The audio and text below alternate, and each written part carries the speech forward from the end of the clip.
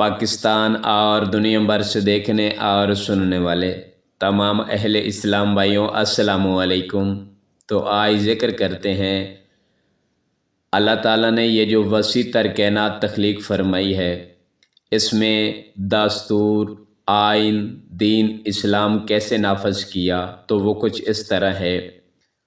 Party جماعت گروہ بنانے والا پارٹی اور جماعت تشکیل دینے سے قبل آئین دستور تیار کرتا ہے، جس پر پارٹی جماعت گروہ نے عمل کرنا ہوتا ہے، اور ایک مقصد منزل پیش نظر ہوتی ہے جس پر افراد جماعت نے دستور پر عمل کر کے پہنچنا ہوتا ہے۔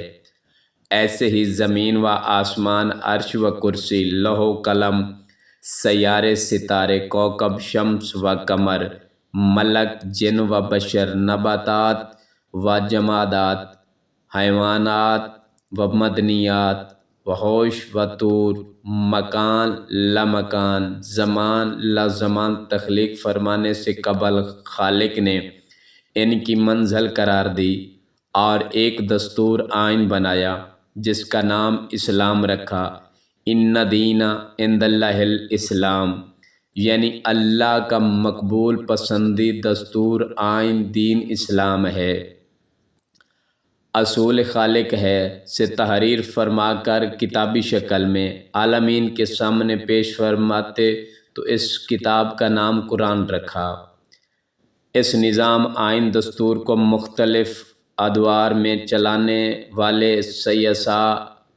سیاسین، الہیہ نمائندگان کبریا، خصائص خدا لفظ یعنی رسول، نبی، خلیفہ، امام کے نام سے یاد کیے گئے ہیں، اور یہ سب کے سب اللہ نے بھیجے ہیں۔ یہ مسئلہ امر ہے، یہ تمام ہستیاں نمائندگان خالق عالمین تھی، اور سب ایک دستور آئین دین دنیا میں نافذ کرنے، قائم کرنے کے لیے تشریف فرمائے، تو یہ سب اسی آئین دستور اور دین کے پابند تھے۔